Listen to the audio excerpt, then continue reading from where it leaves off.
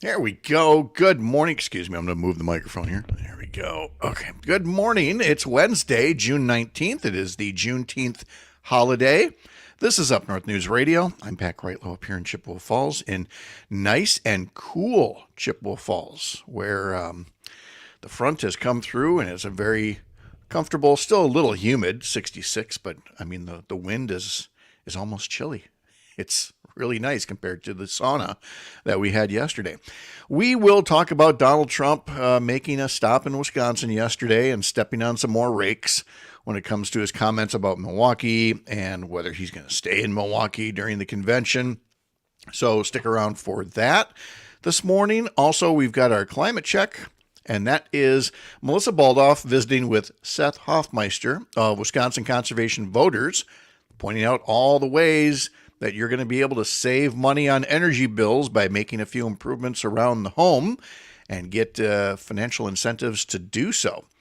Then in our second hour, it's all about civics, not just the Civic Media Radio Network, but protecting democracy, which requires a smart, active citizenry, and you can't have that without students getting a strong civics education. So we'll talk to Kate Ullman of the Wisconsin Civic Learning Coalition in our homeroom segment coming up at 7:30. That and much more. It's Wednesday, so we get Todd Alba as well and Melissa Kay during today's history lesson. The show will get started at 6:06, 4 minutes from now, across the Civic Media Radio Network. We'll see you then.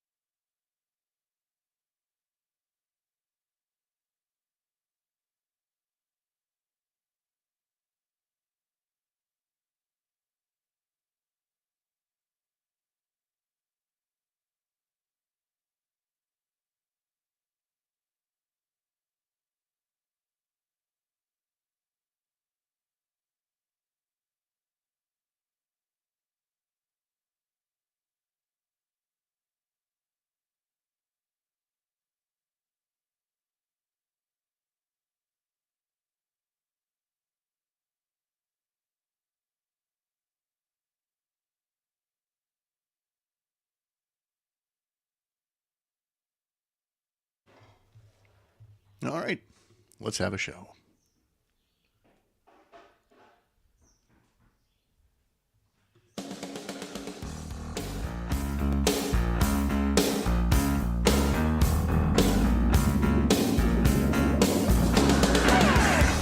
All across Wisconsin from Civic Media, this is Up North News Radio.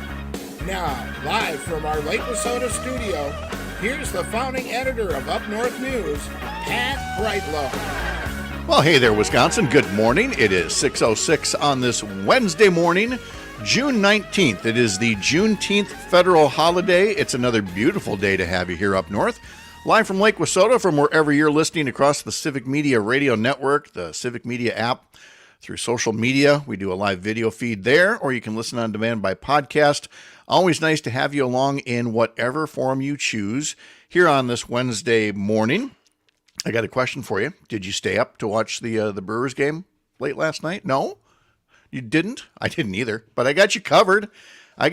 Because, well, let me set the stage for you, and then we'll get on with the rest of the show. But this is exciting stuff. Brewers are up 6-0 in Anaheim against the Angels. The Angels stage a 3-run rally in the bottom of the ninth. They have 2 more runners on base. The tying runner comes to the plate. Taylor Ward hits the ball real good. It might tie the game, but I wouldn't be playing the clip otherwise. So here's BA on a call from Bally Sports. Roll that beautiful bean footage. Ball's driven deep right center field. Frelick is there. He leaps and he makes the catch. Oh my goodness! Saves the game. Sal Frelick pulls down a potential homer. There you go. It would have been the tie. It would have sent it to extra innings. Instead, the Brewers hang on for a 6-3 victory over the what are they now? The Anaheim Angels, the Los Angeles Angels of Anaheim, whatever the heck they are. They lost. Brewers won, and they'll do it again tonight, 8:40, 8 o'clock pregame on some Civic Media radio stations. So there we go. We got you caught up right away. If you missed the other couple of, the big story in baseball, of course, is the loss of an icon, and I'll be the first to acknowledge that I honestly did not know Willie Mays was still with us. The Say Hey Kid passing away yesterday at the age of 93, and all of baseball rightly celebrating, I guess you could say arguably, although I think many people would say there's no argument that he was the best all-around player to ever play the game. Along the way, if you want to send us any texts or talk to us on social media, we'd be happy to have you do that. Tony from Hayward has already got a comment up on YouTube saying that he really enjoys baseball on the radio, and I do too. I mean, we're very blessed to have good TV and radio crews. But I do like me some BA when he's screaming at the top of his lungs. And I know that we have... That would have been, Luke Mathers is here as well for Greg Bach. That would have been Jeff Levering on the call, I imagine, for that catch. Maybe we'll find that later on. Yeah, I don't think Uke was up. That No. Uke was not making the trip out west there. I was going to say he's not going on the road anywhere this season. No. Mr. Mathers is breaking in the new Madison Studio A2. There was an A1. There still is an A1. It's beautiful. It's a beautiful studio. Then they cleaned out this broom closet. They stuck Mathers in there with a microphone, and we're giving it a test run this week. And now, instead of a blank wall behind him, he's hung up a Civic Media banner, or new flag, as Tony puts it on YouTube. There, it's looking good. I'm working on it. It's fun. We're going to watch the place just kind of come together again, like an HGTV show. He's got his Civic Media mug. He's all good to go. Luke is still working on a few things in A2, which include the phone lines. And so I'm going to tell you that our number is 855-75-CIVIC. But feel free to send us a text us. Text us at that number. Better yet, use the Civic Media app. I've got the text window right in front of me here. I got the social media window in front of me, so we'll pass along messages as they go. And before I leave the sports world, and Luke, shame on me, I didn't ask you about this yesterday, but night before last, the Boston Celtics won their, was it 18th NBA title? A record 18th title. Yes. And I would imagine, being the Super Bucks fan you are, I think that you are in the, I'm going to take a guess here. it's somewhere between 90 to 95% of Bucks fans who are happy for Drew Holiday. He didn't ask for that trade to the Celtics, and now he gets another ring, which, I'm sure is a little bittersweet, but I'm guessing you and many Bucks fans are happy for him. Oh, I'm ecstatic for Drew. Don't get me wrong. Yeah. I hate that it happened in Boston. Love that it happened for Drew. Couldn't have happened to a better human. Yes, the whole aspect of losing Holiday in the trade really, really stinks. But the man may have solidified his Hall of Fame ballot on Tuesday evening, or excuse me, Monday evening. Today's Wednesday. I don't know what day it is, Pat. You've got me up way earlier than normal. I know. I'm and I get so up sorry. early. I'm so sorry. Although, but no, may Drew I add, is now Studio a two-time A2 is champion. your idea. I know. Well, really, this is all so that I could just have free reign of the airwaves in the morning, so we can talk about Top Chef all week too. So I'm just smattering in all of my favorites: Drew Holiday, Top Chef. That's tonight. Tonight is the big finale, and I mentioned yesterday the Journal Sentinel had a long article on Dan Jacobs, and so it'll be Dan and was it Savannah and Danny and Danny. Yep. In the big finale. So we'll see. So tomorrow, because Luke is here and because Greg isn't really a big Top Chef fan, Luke's going to be my guest at 6:30 tomorrow when we just discuss the finale and we talk food and we talk reality TV based out of Wisconsin, which was recapping a tremendous season of showcasing Wisconsin to the entire nation and the world. And Luke won't sound this bright-eyed and bushy-tailed because, as he's told us before, he's on a volleyball team that plays on Wednesday nights. Then he goes home and watches Top Chef on DVR.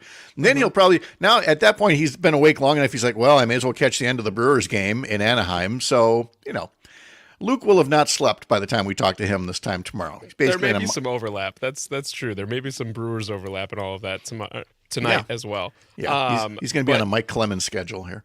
Yeah. He finds a way to do it. Maybe I'll have to ask him what his secret is. But my wife is kind of like fingers crossed that we've got some potential thunderstorms rolling in this evening. She's like, oh, it'd be great if volleyball was canceled so we could just watch Top Chef at the normal time and go to bed. And I was like, yeah. Look at that. You're at the age now where you're rooting for bad weather to disrupt your plans. That's what she's doing. Even though she's rooting for it, I'm not. I'm fine putting myself through the hectic sleep schedule for a little bit because I love playing volleyball. I love my team, the people that we get to play with. It's a excellent time. She just she just watches. She doesn't participate in the game, so she just comes along to cheer us on. But she's like, I don't know if I want to sit there in the thunderstorms or rain if that's going to be I love conditions. you, honey, but I don't support the team that much. Exactly. From Roger on Facebook, Stevens Point is definitely very proud of Sam Hauser. 8 points in Monday night's game. So there we go. Another little Wisconsin tie.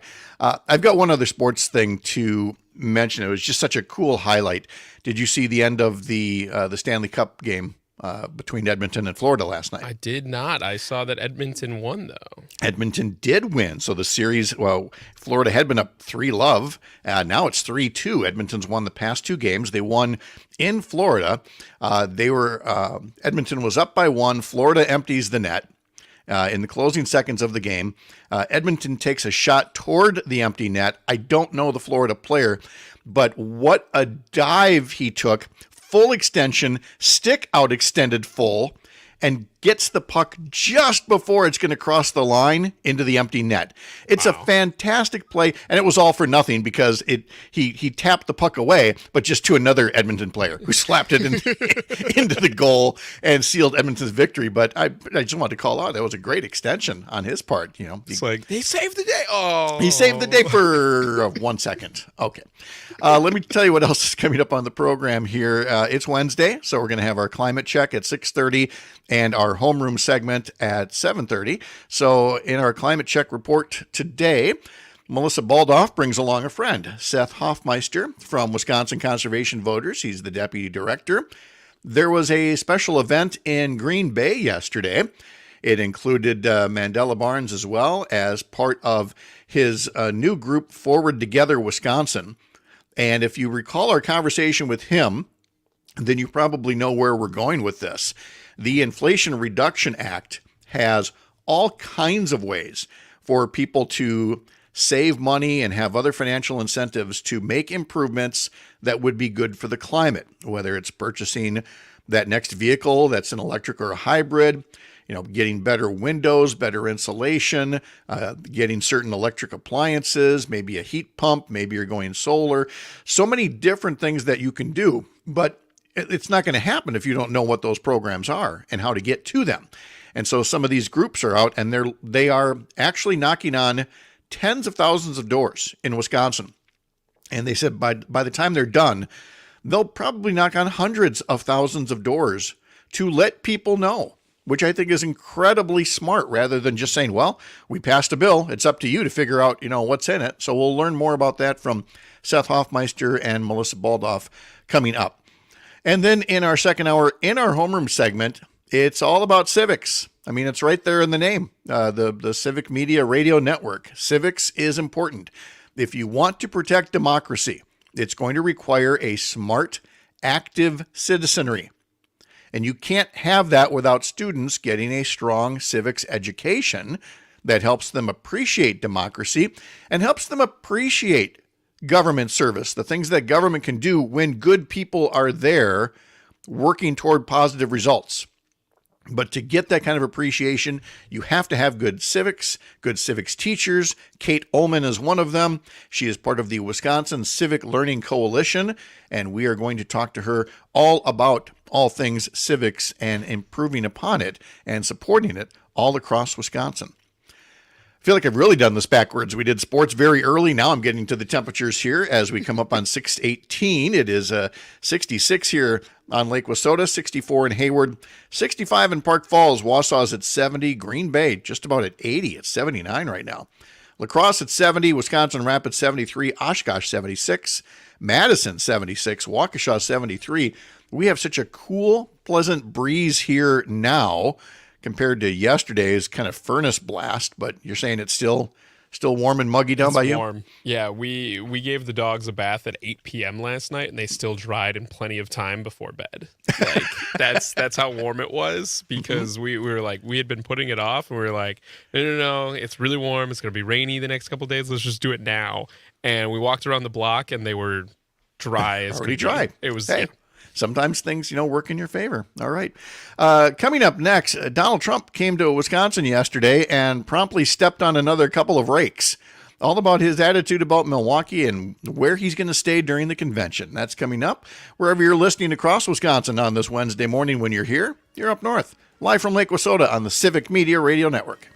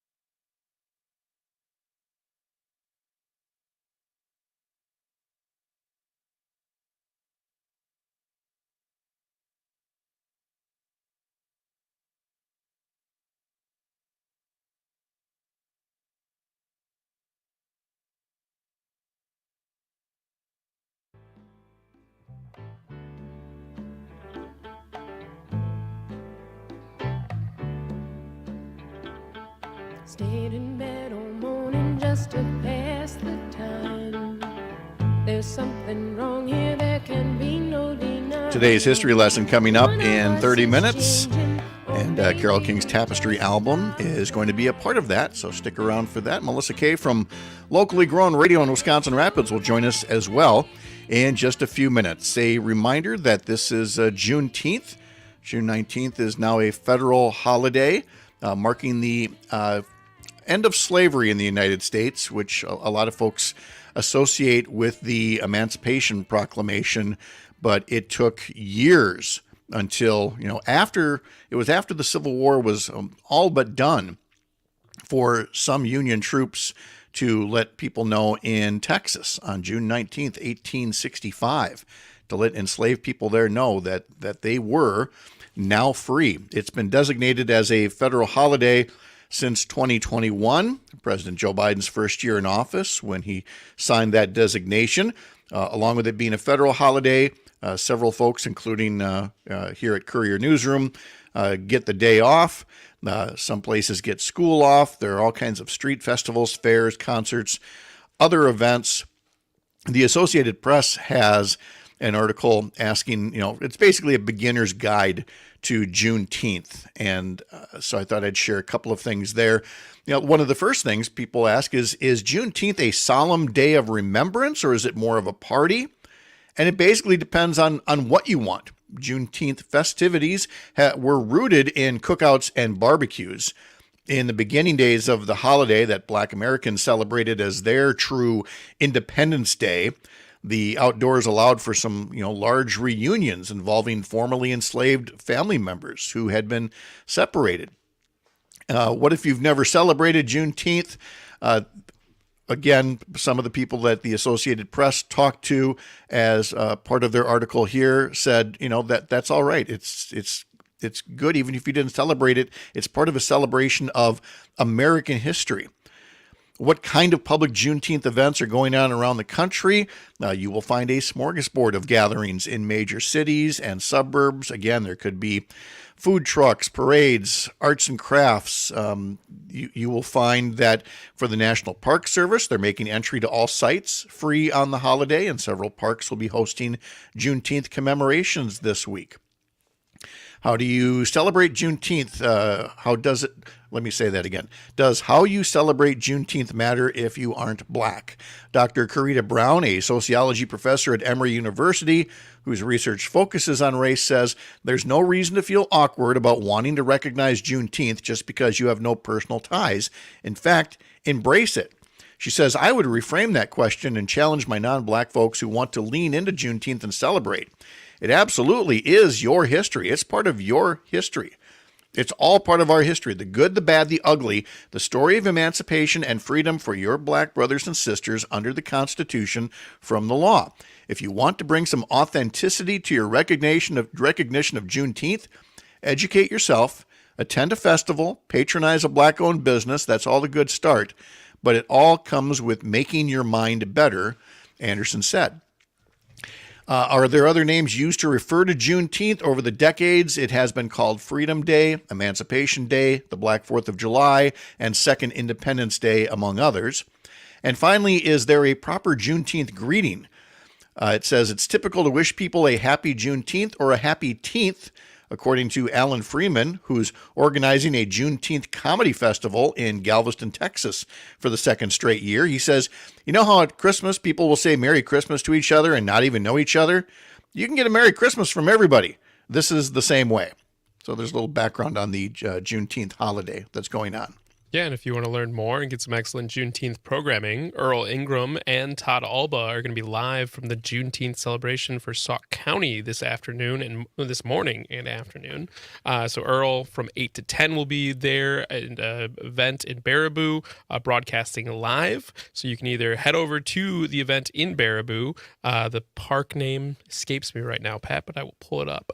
Or if you just search the Sauk County Juneteenth celebration, Todd Alba will also be broadcasting live for his network show from noon till 2. Okay. Now comes the question, does Donald Trump love Milwaukee? Because, he reportedly said Milwaukee's a horrible city, and there's really no reason to doubt that given past comments and behavior. But Donald Trump said, I love Milwaukee yesterday. Not in Milwaukee, of course. He would only come as close as Racine to do that. But I love Milwaukee is how Trump began a nearly 90-minute long speech. But here's the thing. First he says, I love Milwaukee from outside of Milwaukee. And right about the time that he's trying to make the case that he loves Milwaukee, out come news reports that Trump was not going to plan to stay in Milwaukee during the Republican National Convention. He was going to commute 90 miles to one of his Trump hotels in downtown Chicago. So, of course, an intrepid Milwaukee reporter from WTMJ, I believe, tracked down the former president to ask about it. And boy, listen to this job of backtracking. And by the way, in the clip, I'm not mocking it. I did not add the Titanic music, like they sometimes do with sports highlights. That was the music playing at the rally when you hear this clip. Convention is in Milwaukee in 4 weeks. This would be day 2 of the convention. There's a report out of Chicago that says you may be overnighting in Chicago instead of Milwaukee. Is that the plan? Well, they have probably, they think, because they have a hotel there, have a beautiful hotel there, beauty, as good as it gets. But I'm staying here. I was always planning on staying here. It's an hour and a half, maybe sometimes 2 hours. And again, I chose Milwaukee for a reason. I chose Milwaukee. And they, just so you understand, when the Democrats were here, they didn't even hold it. And Biden never came. I think he stood out in the parking lot for about a minute and then he left. Because during the pandemic. During the pandemic, yeah. And they did not do your city justice, I can tell you that. I got to tell you, the music just makes that just so perfect. It's just so Trumpian. I don't know. How does that work even? That's just Kismet right there. Like, Oh. Yep. I got caught. Bring up the music. Of course, I love Milwaukee. But, as Jeremy Janine of the Urban Milwaukee news site reminded everyone in a social media post, Trump did not pick Milwaukee. Milwaukee was the only remaining bidder for the convention at the time. Trump was not in control of the Republican National Committee at the time. At that time, there was still plenty of talk that Ron DeSantis might be the nominee or somebody else might be the 2024 nominee. So, yeah, it's another Trump lie. But he got to tell you about this big, beautiful hotel in Chicago, right? Yeah. And if in fact you think Donald Trump is going to stay multiple nights in Milwaukee, I've got a Trump tower to sell you. Hey, in his defense, the Fister is haunted, Pat. Like, come on. Yes. Come on. Give the man a break. Let him go take a helicopter or a quick plane ride down to Chicago. Well, that's what he would love to do is he'd put a helipad on top of the Fiserv Forum, and make a grand entrance that way. But, instead he's got to go through actual traffic and maybe go through a protest zone, as we discussed yesterday. True. Will Trump and the delegates actually see people who disagree with them? That's a tall order after something like the rally yesterday, where you hear all kinds of things that we are not going to take time to knock down here. Instead, we're going to turn our attention to you and how you can save some money, how you can lower your utility bills, how you can be good to the climate. That's all coming up with Melissa Baldoff in today's Climate Check. Next, you're up north.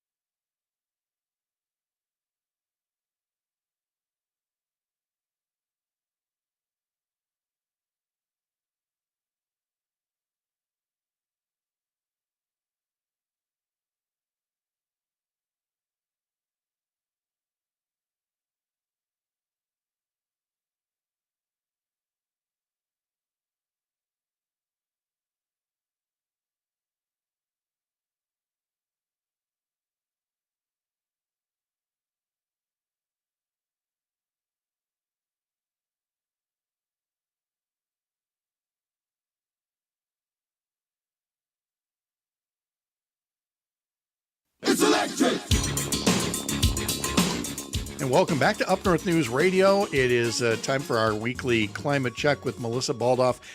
Today's category, promise made, promise kept. Good morning, Melissa. Good morning. You know, when you told me that we were going to be talking to Seth Hoffmeister from Wisconsin Conservation Voters, I thought, when was the last time we had him on? And turns out it was almost exactly 1 year ago, and almost exactly the same target, talking about doing the same topic, doing more for climate change mitigation and other endeavors in Green Bay. And what'd you guys do yesterday? You had a meeting about doing things that are good for clean energy in Green Bay. Promise made, promise kept. You guys, Melissa, you're consistent, if nothing else. Well, I'm just lucky that I get to work oftentimes with these really amazing people who are doing this work. So I guess that's what I'm consistent in, is running in circles with people who are doing fabulous work, people like Seth and people like Mayor Genrich in Green Bay, who are making promises to people like the folks of Green Bay and keeping those promises, like a clean energy plan. And since we've talked last with Seth, Green Bay has adopted a clean energy plan, and now, there's some real action, related to the Inflation Reduction Act that folks are learning about in Green Bay too. So there's some big things happening in Green Bay and in other communities around the state too. Yeah, I mean, it's not just Green Bay. It's just a nice coincidence that it was a year ago when we were talking with you, Seth Hoffmeister from Wisconsin Conservation Voters. Good morning. Thanks for being here. Hey, good morning. It's good to be here, and yeah, good to be back on the show after a year. I feel like so much has happened, and we've made a lot of progress in Green Bay and all across the state on the transition to clean energy. So yeah, talk about that. The specific instance that brought us here this morning is that yesterday afternoon in Green Bay, along with the aforementioned Mayor Eric Genrich, and also with former Lieutenant Governor Mandela Barnes, now of Forward Together Wisconsin, and we had him on this segment a few weeks ago to talk about it.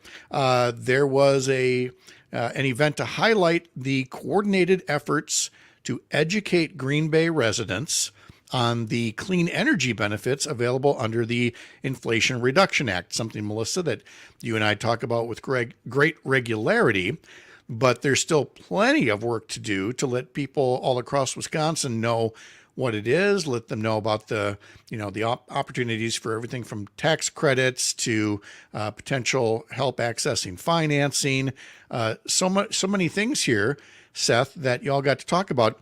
And so I'll start with asking why you guys were in Green Bay yesterday, even though I assume I already know the answer, because from his first day in office, Mayor Genrich has been talking about the need for cities like Green Bay to take climate change action seriously.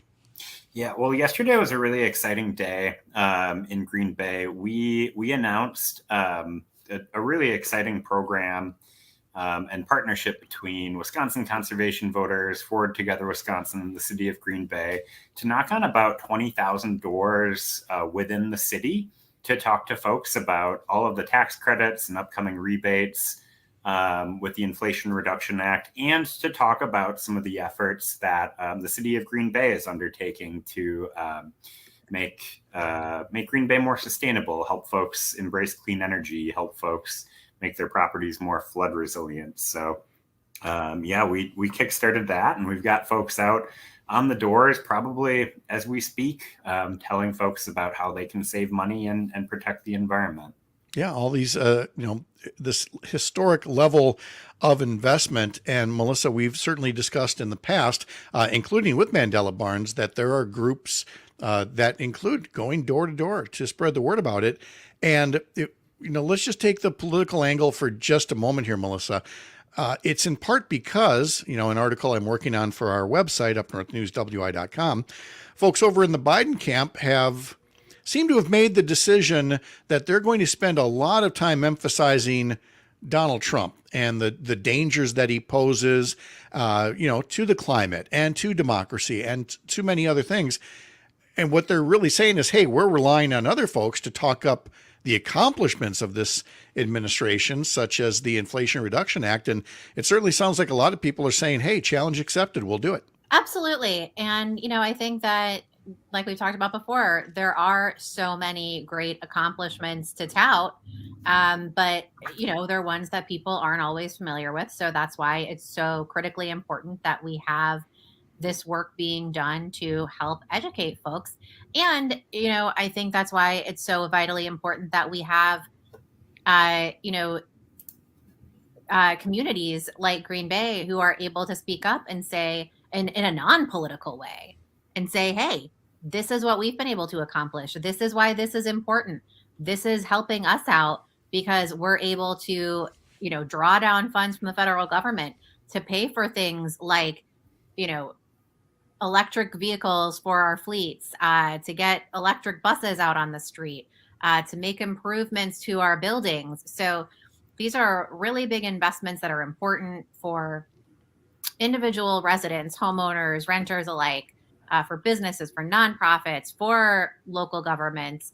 And yeah, I think we've got validators across the spectrum who can really, spread the word and, sell to the community. This is why these are important investments. And this is why it matters to have a leader in the White House who believes in climate change, believes investing in our communities, isn't out there calling any of our communities horrible, and wants to see every community succeed. I'm glad you mentioned the part about that. There is very much a nonpartisan aspect to this. And that gets us back to Wisconsin conservation voters and all these other groups that, look, if the funding, if the assistance were coming from, a Republican administration, a Democratic one, wherever it came from, the important thing from a non-political standpoint is that there is a serious problem. There is now funding and other resources available. Somebody's got to make those connections. So Seth, talk to us more about the connections that you're making, helping, just ordinary folks going about their day understand the kinds of things that are available, because I'm sure you're doing that in a way that is just so much more informative than it is political. Yeah. And it was just about a year ago when we were really digesting how impactful and widespread all of the clean energy benefits in the Inflation Reduction Act are. The $369 billion that are available for all of these things. When there was some research and polling done, we realized that only about a third of people were even familiar with it or somewhat familiar with it. So we had a real big opportunity to get out there and talk to everybody. And like you said, everybody across the political spectrum stands to benefit. Last fall, we knocked on 76,000 doors in the city of Madison and the northern Milwaukee suburbs. And we went, every house on every block, and we were talking to folks about windows, insulation, tax credits. No matter the politics of people, everybody wants to save money on their utilities, on furnace upgrades that they already have to pay for. And, Wisconsinites really value protecting our environment. On Earth Day, we launched kind of the second phase of this program, and now we're going to knock on 240,000 more doors in Dane County, the Milwaukee area, Green Bay, and the La Crosse area to keep spreading the word. And the more people that hear about it, the more people are excited about it. And I think there's this snowball effect too. You put solar on your house, you get a tax credit. You put windows in, you get a tax credit. You're going to tell your friends, and you're going to keep spreading the word. So I feel like we're just getting started, but it's really exciting to be able to talk about good policy that helps folks do things that they already got to do. And I think it'll be more successful with folks coming from a group like yours, that you won't have as much overtly political activity. And what I mean by that is, in the years shortly after the Affordable Care Act, Obamacare, passed, I knew of people who could not afford health insurance, but now they could afford health insurance, but they refused to get it. They stayed uninsured because it was Obamacare. It had Obama's name on it, and they were missing out on benefits, and it was hurting them financially and literally, to be honest. And I would like to think now, Seth, that between the work that you're doing, that Mandela Barnes is doing with Forward Together Wisconsin, with all these other groups, that people aren't going to be asking about politics at the door. They're going to say, wait, I get what for putting in heat pumps? I get what for, rewiring the house? And that's going to be a net plus for so many Wisconsin folks. It really is. And having partnerships with municipal governments while we're doing this program as well, I think adds another layer of credibility. I mean, if we're just an organization knocking on your door, hopefully you listen, but when you see that logo with the city of Green Bay or Dane County or the city of La Crosse on that lit, and programs that your municipality offers to you, geared towards you, in some cases only eligible to you in a floodplain or your neighborhood, it's just really credible. And it like you said, it's not about politics. It's about helping folks, save money and protect the environment. And clean energy is really just becoming the best decision you can make in your personal life. It's cleaner and it's becoming more and more affordable. Yeah, I think that's so true. And I think the point about the partnership with local government is such a good one. And I really commend Mayor Genrich for establishing a position within government. The city of Green Bay has an actual position dedicated to this. They have a clean energy connector funded by some of these federal dollars. So that's great that they're doing that. Seth, you touched on a couple other places. Where else are you going with this program? Where else are you going to be knocking on doors and talking to community members? Yeah, so we last year, like I said, we knocked in the city of Madison and kind of the northern Milwaukee suburbs, kind of your neck of the woods, Melissa. And now we're knocking in Green Bay, kind of the western city of Milwaukee suburbs and city of Milwaukee, and then over in city of La Crosse and the Onalaska area as well. So yeah, 240,000 knocks from Earth Day to the end of July, and excited about all of those conversations and all of the local benefits that folks are going to get connected with as well. All right. And folks who don't get their door knocked, but they want to learn more about the Inflation Reduction Act and specifically what can they get for their home, whether it's, new electric appliances or getting an energy assessment on their home to see what kind of, other improvements they can make. What kinds of steps can folks take? Yeah, well, we put together a website to walk folks through all the benefits. There are a ton of tax credits. There are even more rebates coming in the next couple months here. There's a lot, and we wanted to make it as easy as possible to navigate. So conservationvoters.org/clean-energy-plan has, hopefully it's a one-stop shop that can show you kind of the spectrum of benefits available and get you started and pointed in the right direction if you want to schedule that home energy assessment or if you want to find a solar contractor in your area. There's also, since there is a lot and it might be hard to know where to begin, there's a Rewiring America energy savings calculator that just tells you, put in a little bit of information and it tells you exactly what you're eligible for. Whether it's heat pumps or what tax credits or the rebates that are coming out, what your eligibility is. And that kind of can get you pointed in the right direction as well.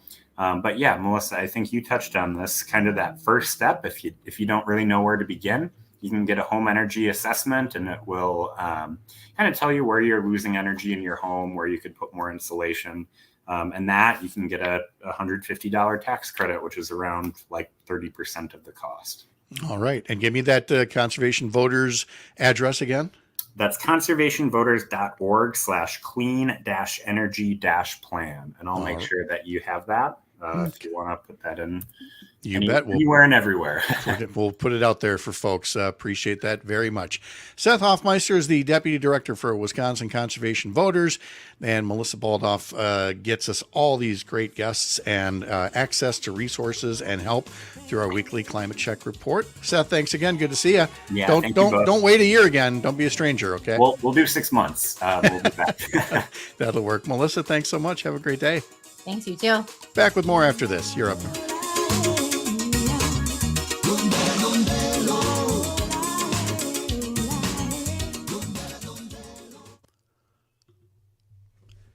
And there's Miss Melissa. Hello, hello.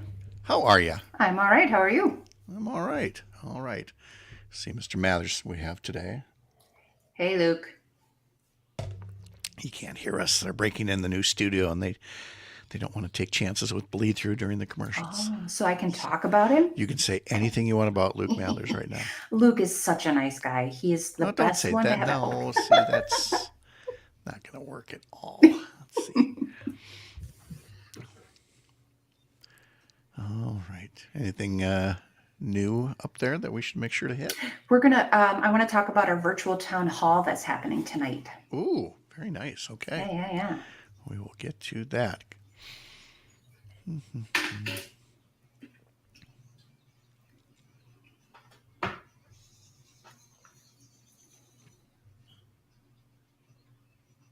All right, 10 seconds.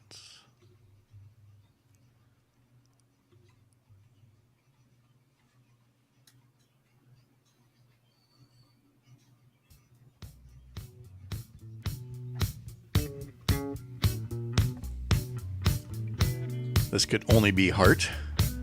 Lead singer Ann Wilson is 74 years old today.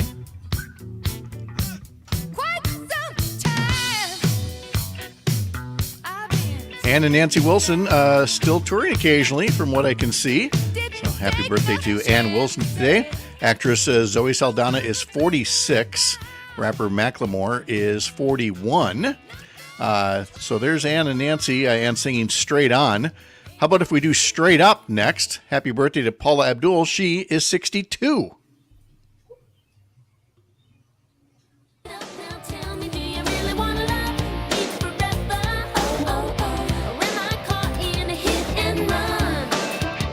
All right, let's bring in Melissa Kay from Locally Grown Radio in Wisconsin Rapids. Melissa, how are you? I'm good. How are you? Very good, thanks. We see Mr. Mathers there. See our brand new studio down there in Madison at the top of State Street.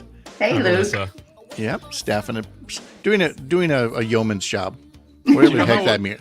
Do you know how rude that is to put both Straight On and Straight Up next to each other as like the in and that? Like, I'm come sorry. On, it was very confusing, Pat. I'm sorry, but you did it. You did it. Doing my best. We're proud of you. Way to persevere, Luke. Yep, he is a fighter. On this day in 1910, the first Father's Day was celebrated in Spokane, Washington. On this day in 1965, the number one song was done by the Four Tops.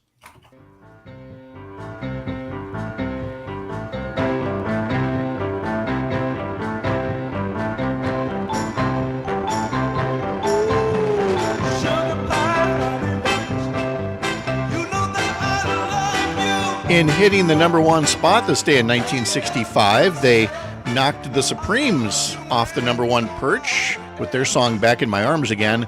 Both of those Motown hits written and produced by the legendary Motown songwriting team of Holland Dozier Holland. The first NASCAR race was held at Charlotte Motor Speedway on this day in 1960. And I know, Melissa, we've talked a bit about dirt tracks and racing like that. Have you ever been to a NASCAR race? I have not. Is that anything that interests you? It really doesn't. How about you, Luke?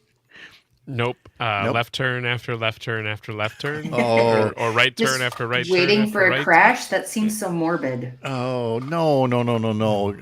I have very friends fun. that are really, really into it, and I'm like, all the power to you. I hope you enjoy it so Yes. much. Just I'd not rather for play me. it on PlayStation or Xbox myself. Okay, I'd that rather be the one driving the Yeah. car. yeah, That makes sense. I will say that because I grew up knowing somebody who was doing dirt track racing on some of the tracks around here, Cedar Lake Speedway and Red Cedar Speedway and things like that, that I really enjoyed it. But the thing that kind of killed it for me was when they kind of went to teams.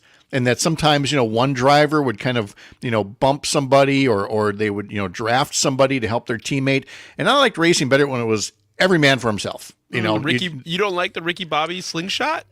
Slingshot engaged? Come on. I'm glad you're showing off your deep racing knowledge that way by citing Talladega Nights. That's the most I know about racing is anything, and I doubt any of it's actually accurate, but Talladega Nights is my best. What are you talking about? It's the greatest documentary ever about racing. It's a ballad. It is the ballad of Ricky Bobby.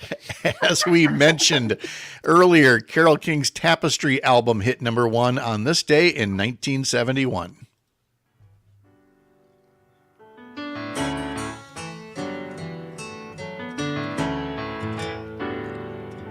Tapestry would hold the number 1 spot for 15 weeks. So far away, doesn't anybody stay in one place anymore? On this day in 1978, Garfield's first comic strip went into nationwide syndication.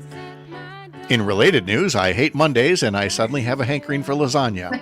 And you ever wonder sometimes where different little quirks come up with characters? I mean, who comes up with a cat that loves lasagna? Honestly, how does that pop in unless it involves like psychedelic mushrooms or something like that? How do you get the idea? Or somebody had a cat that liked lasagna. It could be. It could be. I've never seen that. I mean, I scroll a lot of TikTok and Instagram reels, and Sherry does as well. And she loves laughing at the animal ones. And of course, what's our biggest laugh yesterday was a cat watching something approaching on a big screen TV, and it's going to jump onto the thing, and of course jumps right into the TV, and falls down. It was basically cats and TVs are like a Roadrunner cartoon brought to life.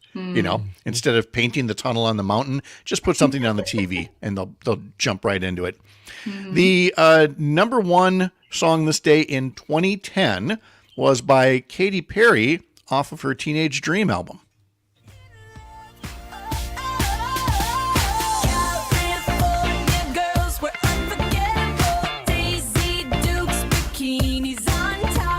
Now, the historic part of this is that it was the first of 5 number 1 hits off of the Teenage Dream album. 5 number 1 hits off an album, to that point, had only been done once before by Michael Jackson. Now, of course, in this digital age where everything's downloaded, and I mean, Taylor Swift and the others can have the entire top 10 to themselves at one point and have everything get to number 1. But it was a big deal then. We mentioned that today is Juneteenth Day, the official end of enslavement in the United States. And also, the Civil Rights Act of 1964 was approved on this day after surviving an 83-day filibuster in the United States Senate. On the calendar, this is National Martini Day. Now, there's only basically one martini, but now it's like shaken, not stirred. Yes, and you put any kind of flavors into a shaker and a martini glass, and it counts as a martini now. My wife makes an epic chocolate martini. Where's all that noise coming from? Sorry, my window's open. Oh, okay. Anyway, any other type of martini that's a favorite of yours, Melissa? I like, is it gin that's in a martini? Yeah, it's gin and vermouth, right? Yep, gin and vermouth or vodka and vermouth, yes. Yeah, I like them like that. I also like gin and tonics, but... Okay. Olive. About the only thing I'd add is an olive. Luke, the closest thing that Civic Media gets to a James Bond type character. What do you? That is not me when it comes to the drink order. I'm a Wisconsin boy through and through. Give me my old fashions. Leave the martinis at the bar. Kelsey does really like a local restaurant has a honey martini. She's a big fan of. Ooh. All right, Melissa, tell us what's coming up in Wisconsin Rapids. Well, we're really excited because tonight we are doing our very first virtual town hall to help promote our upcoming newsletter. That we want to get feedback from our audience and hear what they want to have in our newsletter. We also have some programming changes coming up that will start, I believe, next week. So we're going to talk about that. We're going to talk about our newsletter and hopefully get people to sign up for that and give us feedback. And a new contest she didn't know about till just now. I see 3 empty cubby holes above you on the shelves. We're going to get listeners vote on what we get to stick in there. So stay tuned for that as well. Thank you, Melissa. Have a wonderful day. Always good to see you. Much more in the second hour of Up North News Radio ahead on the Civic Media Radio Network. And there we go. Thanks, Pat. Thank you. Oh, by the way, I didn't want to tell you on air, but I don't know if that looks like a radio microphone in front of you, but I'm definitely hearing the computer microphone. So, okay. So just in case you need to look at your inputs. Yeah, I probably need to set that up. Okie dokie. Have a great day. Thanks, you See too. ya. Bye. Bye.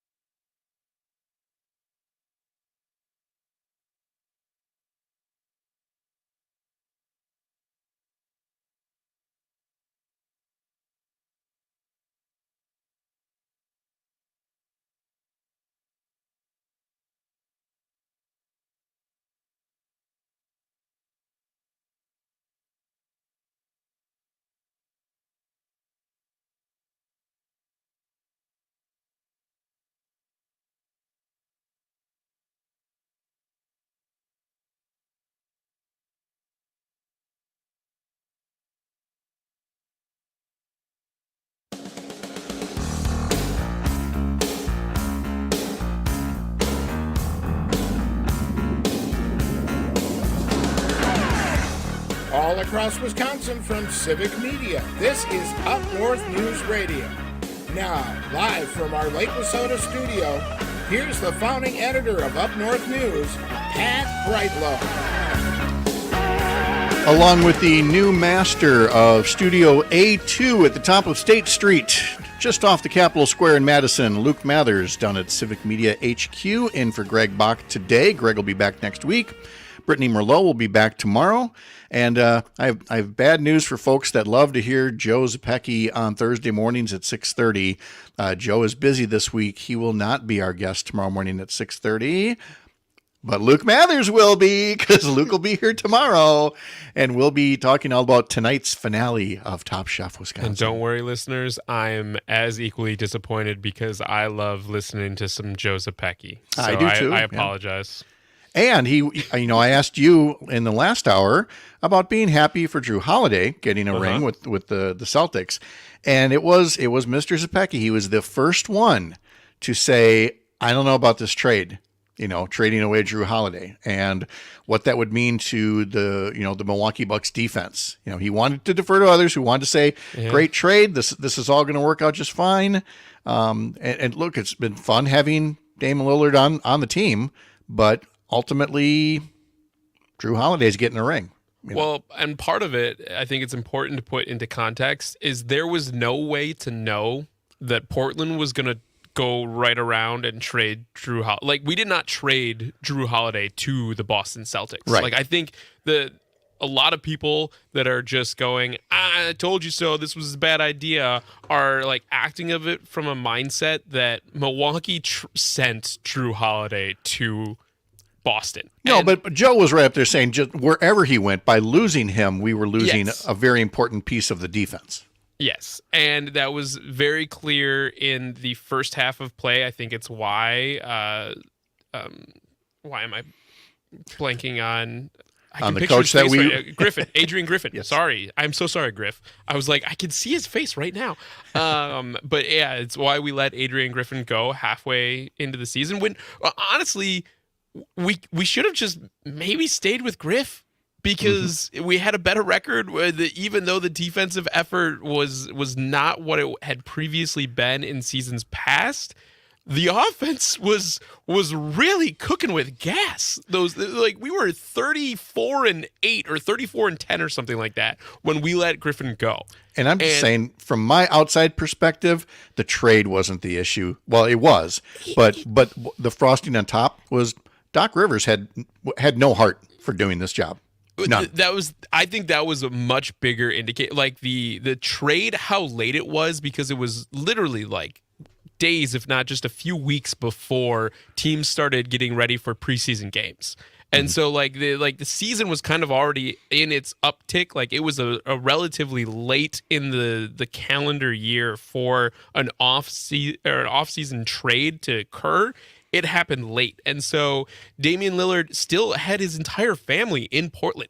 He was not fully in Milwaukee for the season because he was I think a lot of his mind and heart was still in Portland, rightfully so. He played 13 seasons there. And so it was late in the game, but it was working to start, and then adding on the coaching turmoil that occurred when the Bucks front office decided to let Adrian Griffin go. Was really what threw, because they were only a few games back from Boston at that point when Griff got fired, but it was just turbulence that could not be righted in the ship. And then when you have all of a sudden some late I forgot my Greg Bach. injuries. For folks wondering, I forgot my Greg Bach buzzer. He's supposed to buzz me after we've spoken about sports for a certain period of time. Oh, so that what? people don't think we're drifting into What? sports talk radio over here. So yes, there's. I've been buzzed. Much folks. like I've been buzzed. I'm so sorry. Just like Roy Kent going whistle. We'll go with buzzer. Yeah, there you go. But in other sports news, the Milwaukee Brewers won the game late 6-3. The Angels had two men on. They'd already scored three in the bottom of the ninth, tying runs at the plate. And Sal Frelick makes an amazing catch. And you don't have to queue up Brian Anderson on the call necessarily, unless you had that or Jeff Levering standing by. But just an amazing catch to end the game. Yeah, it was an incredible catch. And so they'll do it. Here we go. Field, Freelich is there. He leaps and he makes the catch. Oh my goodness!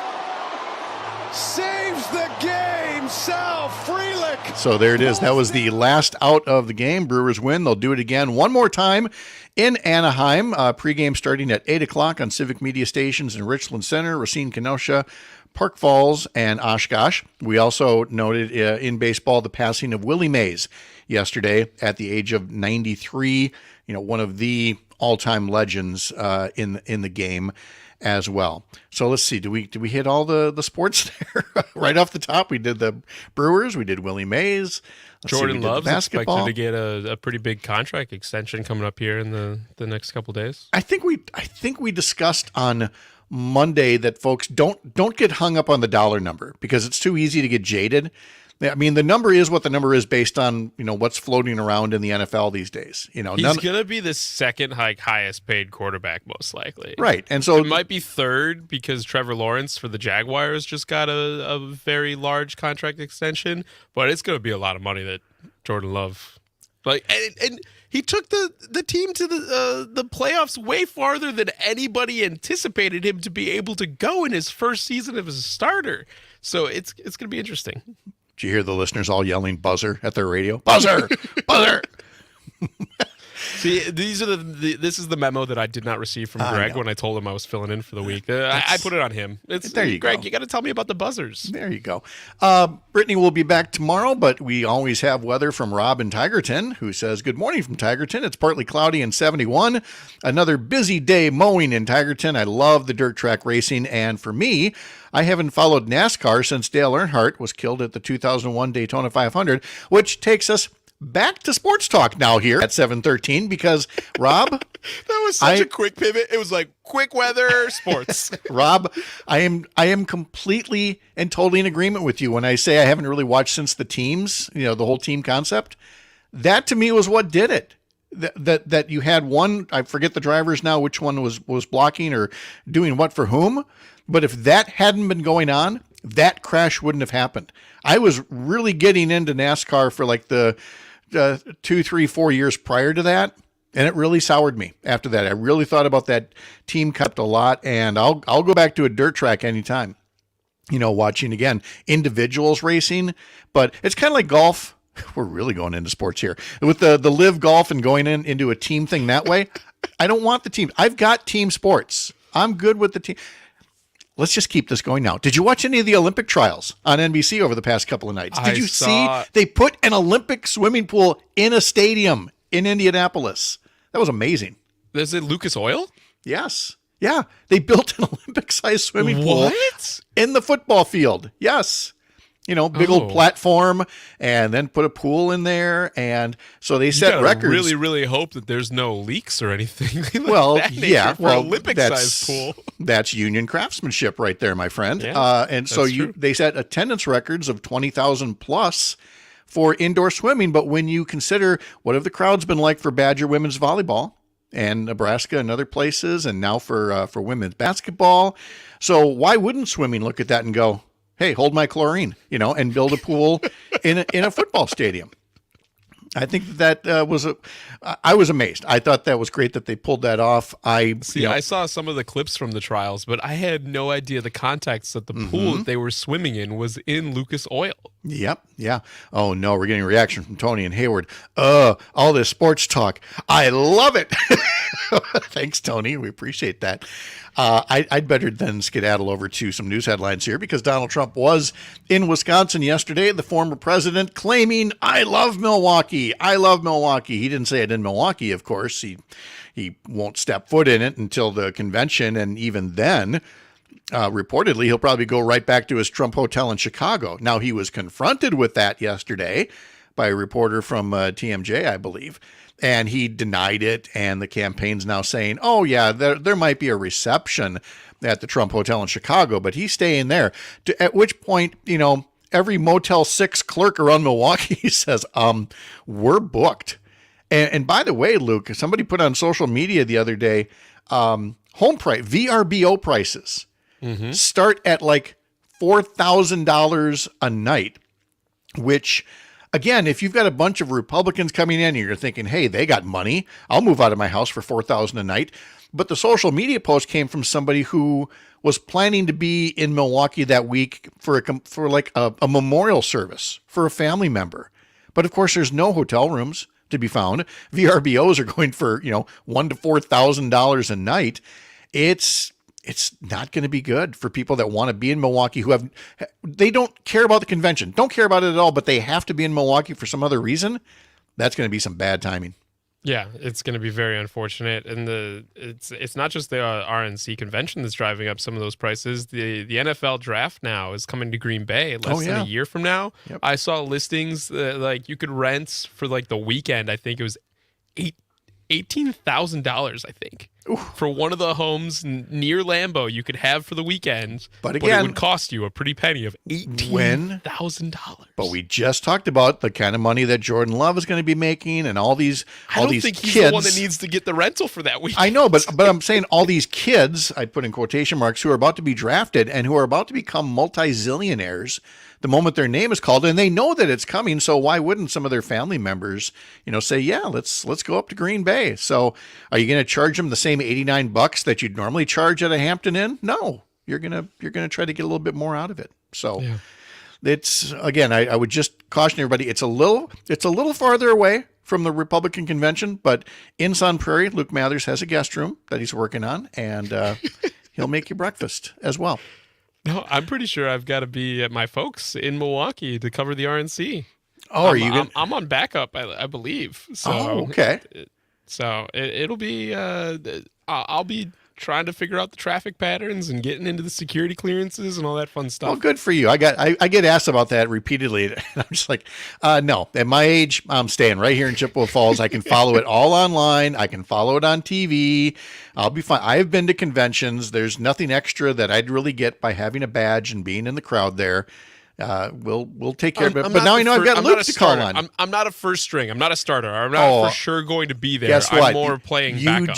You just got promoted. You're now the Up North News Radio morning correspondent out there in Milwaukee. So get set to set some early alarms, my friend. It's going to be fun. Pat, at 6 a.m. in Milwaukee, nothing's happening. Thanks, Luke.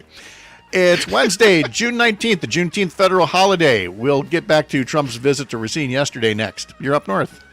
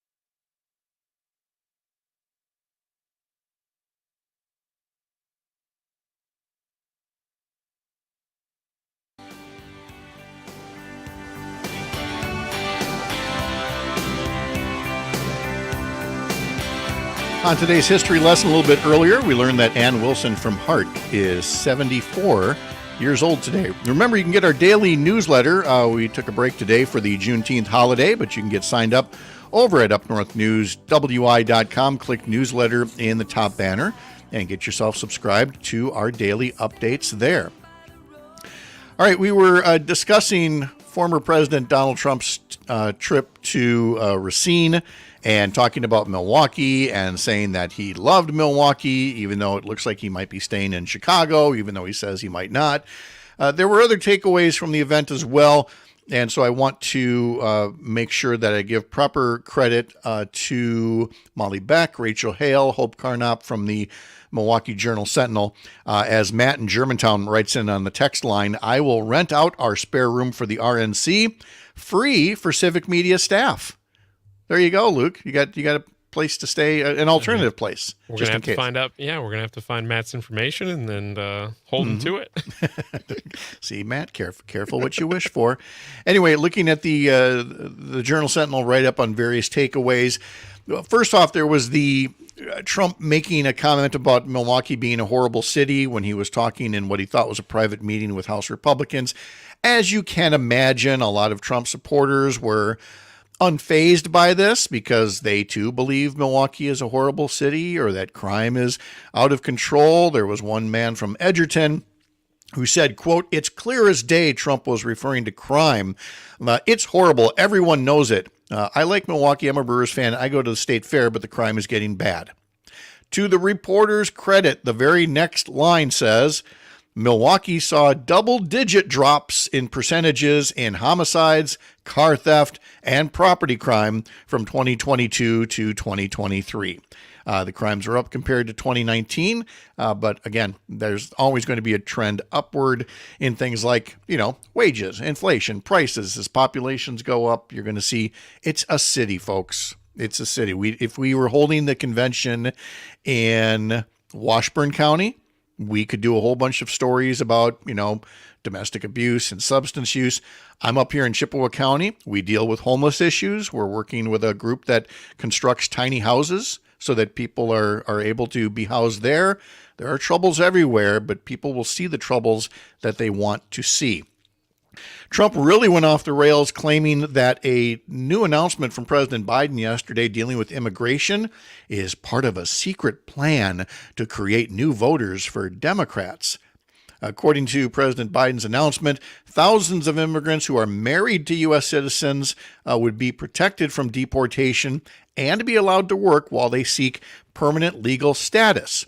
Trump characterized the plan as a Democratic project to allow hundreds of thousands of immigrants to vote.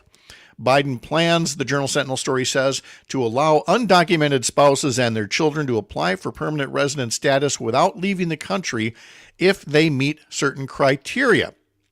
Nothing in the order allows them to vote unless they become citizens. And again, voting is for citizens. It's always worked that way. It seems like every time we've got a story coming up about voter fraud and somebody voting illegally, it's been a Trump supporter for some reason or another. But in Racine, Trump characterized the plan as, quote, a direct attack on American democracy, and yet another example of how Biden and his communists are demolishing our constitutional system and replacing it with a corrupt and fascist regime. Trump said the plan will be ripped up and thrown out the very first day that we're back in office.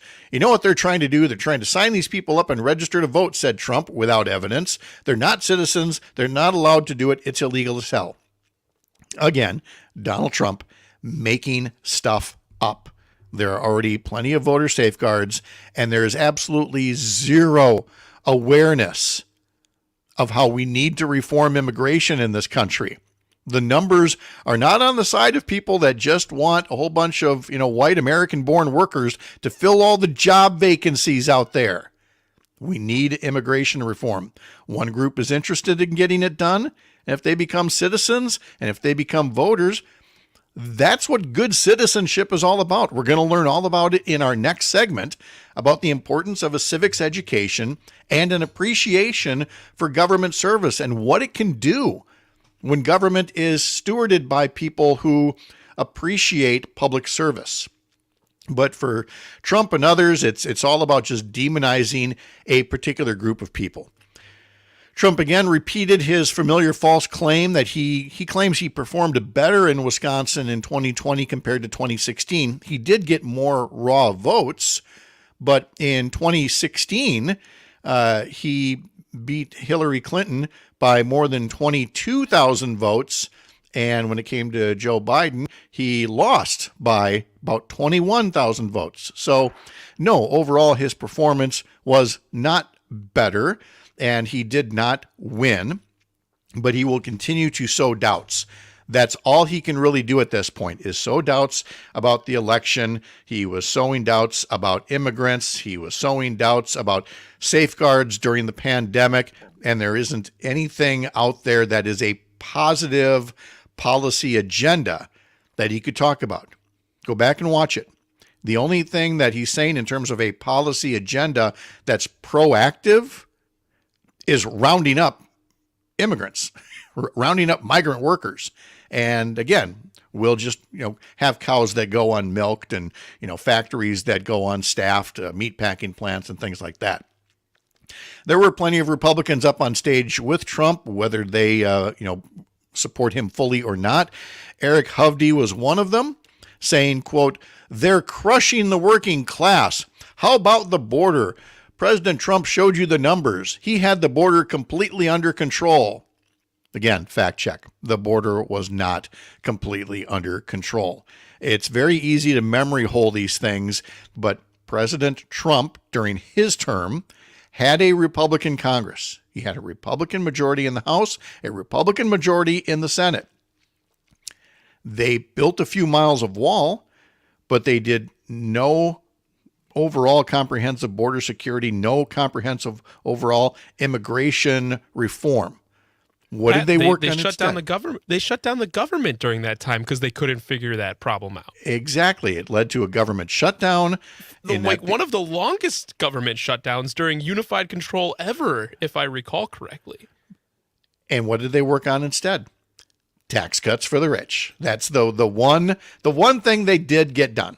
And even earlier this year, there was a bipartisan effort that was led by a conservative senator from Oklahoma, as well as Democratic senators. And instead of actually passing a comprehensive border policy, Donald Trump told his supporters in Congress, you need to tank this. You need to make this not pass. And that's where we are, because he wants to get credit wherever he can, even though he's not going to get anything done if he were to get elected. But he loves the praise. Vivek Ramaswamy was there and compared Donald Trump to George Washington, saying he's the George Washington of our moment. And finally, and I can't believe I have to pass this along, but Trump spoke about Lake Michigan, which he described as beautiful, much better than sitting on the Pacific or the Atlantic, which has sharks. I'll take the one without sharks. You'd think he wouldn't be dwelling on sharks after getting all that grief for that rambling story about being... His mind is in 1980s, and Jaws is a very scary movie, Pat. So yes, give me the shark-free water. The electric motor on the boat that might electrocute him, so he's got to choose being electrocuted or jumping in with the sharks, or something like that. All right, enough of that. We're going to talk to the positive aspects of a good civics education in our homeroom segment next on Up North News Radio.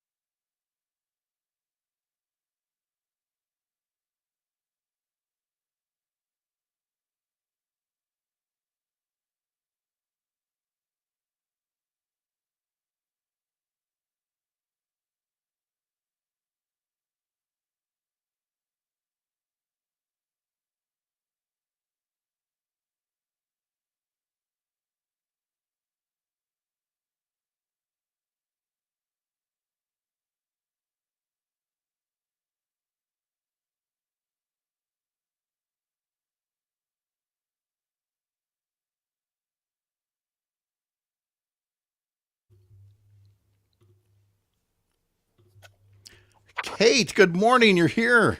Hi, Pat. Good to see you. How are you? I'm great. How are you? Very good. Very good. Glad to have you here. And see, you're bringing along a friend. Yeah, I think so. He's Michael, is it Blau? Michael Blau, yeah. Blau? Okay. Sounds great.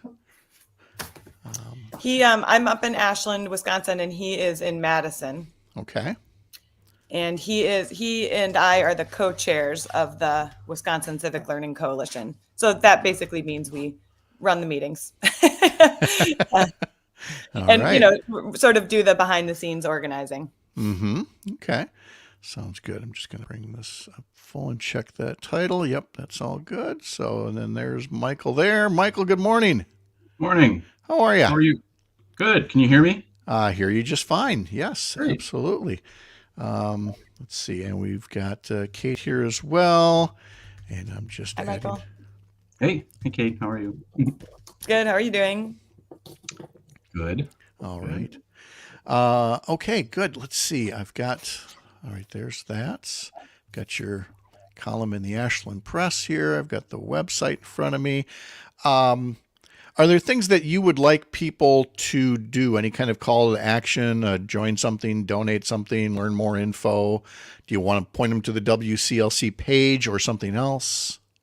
Yeah, I think that all of those things, they can look at our website for more information. On there, they could join our mailing list. And if they're part of an organization that's doing similar work, they could join as an official partner, and they can make a donation to support our work on the website as well. Okay. And we do have 501c3 status, so that's a tax deductible donation. Okay.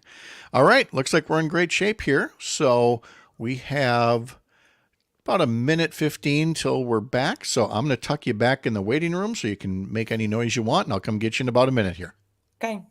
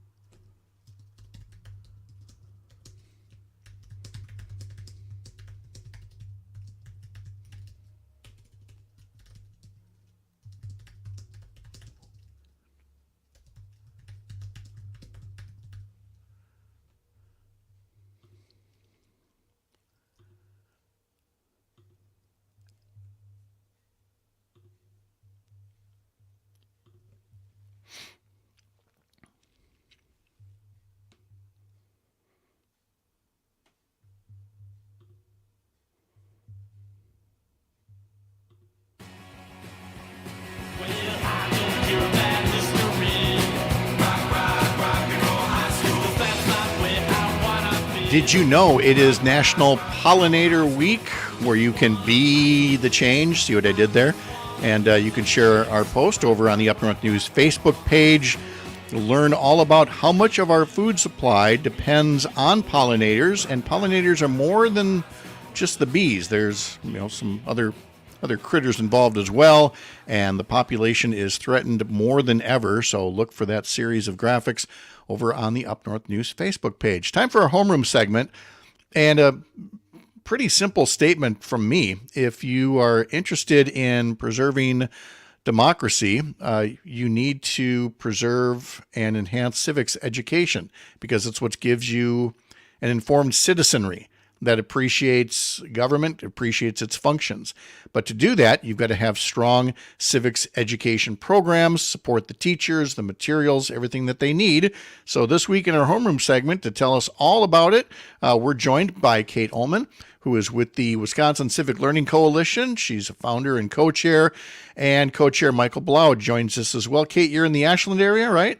That's correct. And Michael, you are where? I'm calling in from the Madison area. All right. Good to have you both here. Thank you so much. I may have stolen some of your thunder, but I would like to hear it in your words as well, because I mean, I'm one of those oldsters that they called it social studies back in the day, and then eventually we saw the term civics used more and more. But Kate, the website that you have here, civicswi.org, starts out quite cleanly. Civics education is the bedrock of democratic decision making. What's that based on? Why do you say that? Well, I think that if you look back at the history of public schools in the United States, one of the major purposes of public education is to create an informed citizenry so we can govern ourselves through a democracy. And so I think that, that's widely shared as a belief across the political spectrum, that that's a critical role. It's not the only purpose of our schools, but it's really a critical purpose of public education. And Michael, along that same point, it is so easy. We learned until, about 8 years ago or so, it is so easy to take democracy for granted, that what we have here will always be here, even though we know we had a civil war and we know we've gone through strife, and yet we always assume, well, everything will be fine in the end. And I think more than ever, we've learned, looking at other countries, that isn't necessarily so. And I'm not saying that to be pessimistic, but Michael, I think people see the value in a civics education more than ever as a result of recent events. Yeah, I agree. And I have a 12-month-old baby boy at home, and I think about this often now, as there are students and children being born in hospitals all around America that will live to see the 22nd century, right? The next century. And what form of government will we leave them? What kind of land will they live in? And those are open questions. I think in a lot of our minds, and we have seen a pretty substantial decrease in younger generations being able to identify the essential need of democratic decision making, of constitutional knowledge, and a constitutional form of government, and the kind of bedrock principles that undergird all of that, rule of law. And I think about this really quite often. I think FDR gave a beautiful speech at the commissioning of Mount Rushmore, which was supposed to be there 1,000 years. And let us meditate for a moment on what the people of America will look like 1,000 years from now. What kind of government will they have? What kind of land will they live in? And I think about those words all the time now when I consider our democracy, and I do think that it's something, we really do have to make the case for democracy, especially for the younger generation, because we have disinvested from public education, from civic education especially, and we do not prioritize it, recognize it, or incentivize it in the same way that we have in the past, actually, and the way that we should and need to. Oh, without a doubt. I mean, so much more stock was put in, parenting, and parents would hammer that home to kids to appreciate, do those lessons and learn about government. Kate, I'm going to make an overtly political comment in order to set you up for the nonpartisan aspect of this. But one of the most infuriating things I've heard over the past few months was when Senator Ron Johnson said something about liking the fact that the current Congress was not productive, basically saying in so many words, well, if we were just here to pass bills, we'd be like Democrat light. And it was just infuriating, because it doesn't matter who's in power. The whole point of being in government service is to serve, to recognize problems, to solve them, and things like that. And it just tells me that, again, you are looking, as it says on your website, to strengthen nonpartisan civics and government education in schools. All is to say, Kate, that government service is not, and functional government service is in no way a partisan act. Yeah, I think that's a really critical part of our work, and something that we have worked hard from the start, and continue to focus on building a coalition that is very diverse geographically, politically, economically, racially, so that what we're doing is bringing together people from all across the state, all different types of people from all parts of the political spectrum, who just support the basic idea that we should strengthen civics education, because we really do fundamentally believe that it is a nonpartisan goal to teach our young people about democracy and about sort of the foundations of democracy that Michael mentioned, but also about how to be an effective citizen and the skills that they need later in life. And actually even immediately as young people to participate in their communities in a whole variety of different ways. And, so civic engagement, it goes beyond voting.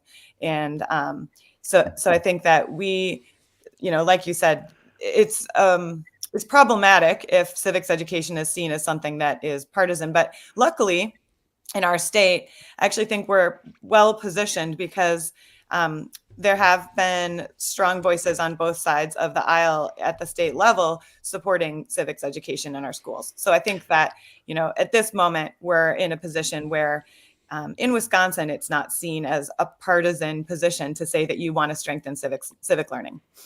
I think that it would not necessarily be oversimplistic to say that the point of civics education is so that there is civic engagement by all of us. So the whole part of the whole reason we started Up North News, part of the whole reason that Sage Weil and others started Civic Media was all about civic engagement, which, Michael, is not just voting. It's really, democracy as a participatory sport. Can you talk a bit more about, what listeners who their civics classes were long ago, but what kinds of things can they be doing to be more engaged, to increase their civic engagement? Well, for the listeners, I guess to start on that point, I do think it'd be wonderful for you to be able to go to the WCLC website and learn a little bit about some of the civic organizations that exist in Wisconsin. These are phenomenal. Mostly, pretty much all of them are nonpartisan organizations. Some of them are right-leaning, some of them are left-leaning, but there are a lot of really good organizations that are doing phenomenal work in the state. And there's obviously phenomenal organizations around the nation that do really great work. I think knowing about those, recognizing those, talking to local leaders, school boards about those kinds of resources, and asking questions like, do we require a civics course to graduate? What does our civics class look? What does our civics class look like? What does our government class look like? Because there is great variation. So your district may be very different than the neighboring district. Maybe they're very different than some of the larger, the Madisons and the Milwaukee districts. So just knowing the state of play is really important. And I think you'll find pretty quickly that there's a lot of variation, but there's definitely great room to grow and connect and deepen connections with these organizations. And doing something like that can lead you into being able to give financially, that's great, but volunteering your time is really invaluable. I will say from Kate's organization, the legislative semester, and my organization that I now work for, that I was a product of, the Center for Civic Education, We the People, the Citizen and the Constitution, has a simulated congressional hearing that we do in the state of Wisconsin, in most states. And that runs on volunteers. Students present in front of like a simulated congressional hearing. Kate, obviously, the legislative semester does a whole bunch of good simulative experiences around the legislative session. And other organizations in our coalition also have great experiential learning these pieces that we want more students to be a part of, because that sticks with you. Once you have an experience of engaging, not just in like a volunteer way or just like you would with a food drive one-off, how you experience democracy by doing democracy, by collaborating, by working with others, and by compromising and on a base understanding of rules and principles, constitutional norms, those types of things, that sticks with you for the rest of your life. And I say that as a product of We the People, as I said. But there's tons of great organizations and great work to plug into, and knowing about it is the first step. I'd add as well that when I define civic engagement, sometimes it's like, well, what your school board or town board is doing, not just when you're angry at them, which seems to be the only time that people show up at some of these meetings. Kate, from a civics education standpoint, can you kind of give us a feel for what does beginning civics look like? At what grade level? What are they learning about in the earliest forms of civics education? And then what does it look like? What's the best possible model for it to look like when those little kids become high school graduates? That's a really great question. And it's something that our coalition is focusing on this year, because we want to make sure that people don't see civics education as only a high school government class. That really it's something that happens K-12, and it can happen across different content areas as well, because a lot of the skills that students need to be civically engaged are skills that they can start learning really young and that they can learn in a whole variety of different content areas. So that just includes really basic things that young kids can do in the classroom, working together with all of their peers so that they can learn to get along and navigate their disagreements. And, that's going to look different in a kindergarten classroom than in a high school classroom. But ideally, by the time students are in high school, they're able to really dig into weighty issues together because they've developed those skills to, navigate disagreement with civility, which is just one of the core things that we all need to be effectively participating in any kind of civic engagement, whether that's at the school board level or with your community and talking about political issues or as a voter. Navigate. Go ahead. Okay, sorry. Navigate disagreements with civility. Somebody carve that puppy in stone, because that's really what we need such a refresher in, Kate. Yeah, and I also just wanted to highlight, Michael alluded to this, but Wisconsin does not require students to take a government or civics class to graduate. So while I just said it's not only about a high school course, and it really is K-12 across subject areas, we see all teachers as civics educators, but a high school government course is a really focused way that students can learn, especially as they're nearing voting age, more about their role as a citizen, the foundations of democracy, and also learn about current issues. So Wisconsin's one of only 11 states that does not require students to take a government course. Mm-hmm. I did not know that. And it's been 15 years since I was in the legislature, but now I suddenly consider my time there to have been a part of a failure, that I didn't know about that and couldn't have done more to encourage that. I'm absolutely stunned by that. Michael, if folks would like to learn more about the coalition, supporting civics education, encouraging it in their local school districts and more, what's the best way for folks to learn more about the work that you're doing? Well, visit our website, the WCLC, the civicswi.org. And again, to this back to this point on educating yourself about what the social studies requirements are for you in your district, in your home school, but also in the state. This is a really big and important thing, and this drives a lot of our work, and a lot of our mission is advocating so that every single student that walks into a school building cannot graduate out of that school building without interacting with civic knowledge, skills, and dispositions, practicing those things so that they're equipped for being a citizen when they graduate. That is so necessary. Michael Blau and Kate Ullman from the Wisconsin Civic Learning Coalition, thank you so much. When Chris Hambuck-Boyle told me about you, Kate, and doing this segment, she was right. We could do this all day. So come back again soon. We'll talk more. Well, thank you so much for the opportunity, and I think we'd be happy to come back, and there is plenty more to talk about. All right.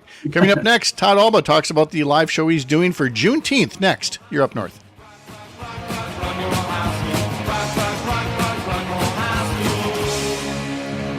There we go. We are clear. Kate and Michael, thank you so much. This was awesome. Thank you. Yeah, I really, Chris had mentioned that we should connect with you, and I do think it would be great to come back and we can talk about plenty of other things. Oh, gosh, without a doubt. Looking forward to that. Okay. All right. Have a great day, guys. Bye-bye. See you later. Mr. Alba, thank you. How are you?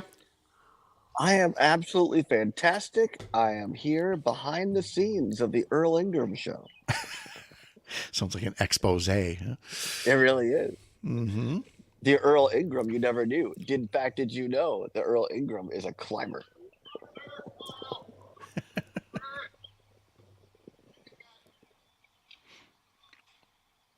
Oh, Luke says hi. So, hey, Luke. I can't hear you, but hi. He's testing out A2. He's not talking during commercial breaks. He's far more paranoid of bleed through than you and I are. So I prefer A1 over to A2. I like them both because of Lawrence Welk, a 1 and a 2. So okay, here we go. Tiny bubbles.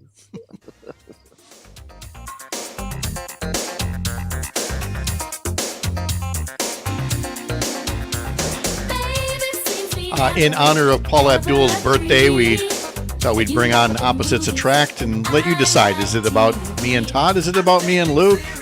Is it about Luke and Todd? Or does Earl Ingram play a role, who I see lurking in the background of Todd Alba's live shot from Baraboo, right? Exactly. Oxner Park here in beautiful Baraboo, Wisconsin. Patrick, we are live as Earl's about to get underway here in just a few minutes. You can see him prepare. Wave, Earl. Give us away. There he is. Look at that. Earl Ingram. He'll be on live across many of our civic media stations coming up here at the top of the hour. But we are here, Pat and Luke, to celebrate Juneteenth. And it's the first ever celebration of Juneteenth here in Baraboo. Our chief engineer, Corey Hartman, to help facilitate that. Of course, he lives here in Baraboo, one of our stations here in Baraboo, Wisconsin. So we got set up just in time. The rain is just starting to fall, but we're going to be dry. But come on out if you're in Southwest Wisconsin. Going to be bouncy houses for the kids. Going to be music. The mayor of Baraboo is going to be here, and I think it's just great that a town of 10,000 people in Southwest Wisconsin is taking the time to celebrate a very important now national holiday of Juneteenth. And it's very much a kind of a two-part occasion, because obviously there's the celebratory aspect of it, the end of enslavement in the United States at the end of the Civil War, but also leads to those very serious discussions of, how far have we come since then, in good ways, but then how far we still have to go. There is still a legacy from slavery, whether people want to recognize it or not. Despite a lot of us, our families came here after the Civil War. But that doesn't mean we're not part of a nationwide, legacy of, shall we say, self-examination and self-reflection of what we are as a country. And can't we be doing better than we are now? I think you're absolutely right. Earl and I talked about that. We came up here, and Earl never been to Devil's Lake State Park. And let me tell you something. I mean, Earl told me man's pushing 70 and pushing it pretty hard, but he was kicking my butt going up the rocks there, hiking at Devil's Lake yesterday. And we walked along the beach, and there were white kids and black kids and Latino kids and people and families from all over Wisconsin. And we talked about the fact that the more that, we visit one another in our home areas, the more we understand where we each come from, then we start talking to each other as friends. We start talking to each other as communities, and we start healing those wounds little by little. But it takes all of us listening to one another, and I think getting to know each other as humans. Yeah. Let's roll into that as well. Our discussion we just had about the value of teaching civics in our schools, and my not knowing until 5 minutes ago that, high school graduates in Wisconsin, they're not required to take a government education class. And so, boy, when I look out sometimes at some of the, I'm sorry, there's no other way to put it, I look at some of the chuckleheads out there and go, how are you thinking this about whatever particular topic it is?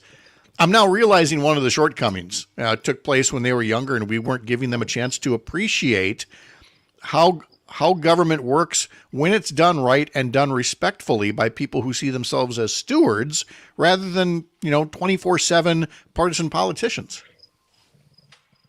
Yeah, I couldn't agree more. I mean, I had some great teachers on public school in Richland Center, and really great social studies teacher and civics teachers. I graduated in '88. As Luke likes to remind me, I'm an old guy. But, hey, now. But, I think look, I'm all for the AP classes and all that, but I don't believe that a half or a semester of civics is going to hurt anybody. But we have to have a legislature, Republican legislature, an entire legislature, who is willing to put in the money to school districts to teach that. Because remember, every time you put a mandate, you guys know this, but every time you put a mandate on a school district, they got to come up with that money to hire the teacher, to get the benefits, so on and so forth. So I think you're having civic media, right? We should be all about civics. But you're absolutely right, Pat. This is something we need. People need to understand their government and how it works. Yeah, to get back then to Juneteenth and the discussions you're having today, and I don't know if you've outlined, particular topics, but getting back to, how do we deal with, the ongoing instances of, institutional racism, things that aren't overt, but they're still subtle. And yet at the same time, we see these crass and nakedly political attacks by Robin Voss and others on things like, DEI, that somehow diversity, equity, and inclusion is a bad thing. I imagine there's going to be a few conversations around the country today about, do you go forward on the current path and, support things like DEI, or do you say, well, maybe we need to come at this from another approach? I think you're right, Pat, and I think Pastor Antoine, one of the local pastors here, who has helped coordinate this, along with the mayor of Baraboo and the Baraboo Chamber of Commerce, I think they got it absolutely right. I grew up, 35 miles as the crow flies in Richland Center, and as you can imagine, about a 95% white community out here. And I think what these local folks have done here at Baraboo is absolutely right. Let's bring people together with music, with some educational speakers, an interactive tent, which is going to be setting up right where those picnic tables are at. If you look behind me here, they have a stage in the back. They're going to have all kinds of music. They're going to have food stands. And this is all about bringing people out and just getting to know one another as people and just kind of lightly give some education and let's start a dialogue. And I think once you do that, then you can have deeper discussions. And that's where walls start coming down and improvement starts being made. But, like we found so much, whether it's Trigby and I or Jane and I or you and I, Pat, and now with Earl, as you travel Wisconsin, the more we travel and talk to people, the more we're alike than we are different. And we just have to find that common ground, have discussions, and then I think we make progress. I have a serious question for Luke in light of what we're hearing here from Todd and what we're seeing from you. Why do we let you come back to the studio? You are a master of these remote broadcasts. You were incredible in Eau Claire and in Amory last week. You are on the road being interactive yet again with the listeners. I don't know how we don't just have a permanent road show for you and just keep you on the road perpetually. Not that you're running from the law or anything, or maybe I don't know. I don't know you that well, but who do you think keeps pushing him out and telling him to go more I know. places in Well, the here state? Luke is adding new studios. We should take his key card away. We need less studio time for Todd Alba. Jane and I were talking about like the old Charles Kuralt days on the road, just getting like a mini RV or whatever. And Charles Kuralt it's not the example it used to be unless you've got, families in two different parts of the state that don't know about each other. But that's a story for another time. My God. Anyway, all right, fine. On the Road with Todd Alba continues along with Earl Ingram coming up shortly all across the Civic Media Radio Network. And I'll see you later on your fine program as well. Yes, Todd, absolutely. Looking forward to it. thank you very much. Have a great day. And Mr. Mathers, we are going to have a lot to say about tonight's Top Chef finale. That's coming up. We are. Yep. We'll talk about that at 6:30 tomorrow morning and again at our usual 7:50. But in the meantime, enjoy the rest of your Wednesday, and we'll see you back here tomorrow morning, 6 a.m.